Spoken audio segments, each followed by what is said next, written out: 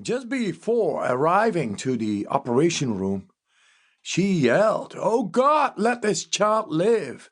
I will make him a missionary." And she was in fear that they were going to cut in her.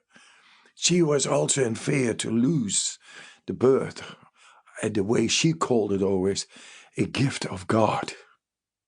A naive woman, very strong, pious, intelligent, yet in those times when you were having children, you could not work anymore. You had to stay home.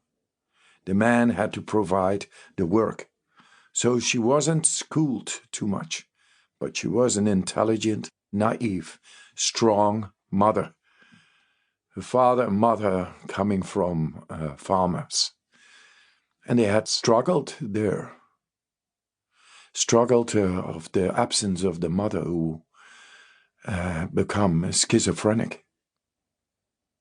The father rose these kids all alone. Now there she was, the mother, with this very strong belief in God. Very pious, saying this, invocating this. All these things came together. In the cold of the hole I was born, through a force unknown to her or anybody, because of the circumstances. Possibly many more children will be born like that, in very extreme conditions, maybe even more extremes. But what is karma? What is destiny? I don't know. And at that moment, I was just a little bit of nothing. Purple because I almost suffocated. Cold because it was the whole way. And invocated by my mother.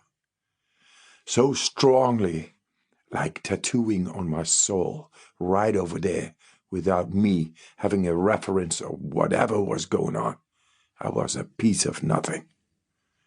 And that's the way I started my life. I barely survived over there. And yeah, I can't really remember what was happening, but my mother has been telling me. Because I am one of the identical twins. But I've always had a hang for something else, for something more, something deeper, mystic, something strange. At the age of 12, I was already into psychology, into Hinduism, into Buddhism, esoteric disciplines. I remember at the age of 4, I had this moment of an epiphany.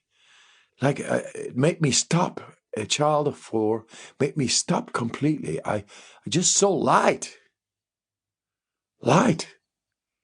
And what is this? It overwhelms you. You are not thinking. You are just in the light. What is it? I don't know. But it is one thing I remember so closely.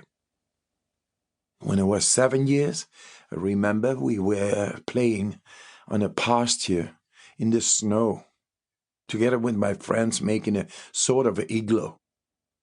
You know, whatever you think of an igloo when you're 7, at the age of 7, it is all an igloo. It's exactly the way it needs to be done. So there we were. And all my friends went home, but I stayed. And this rosy feeling made me sit just down. Hours later, my parents, my brothers, began looking for me because I wasn't home.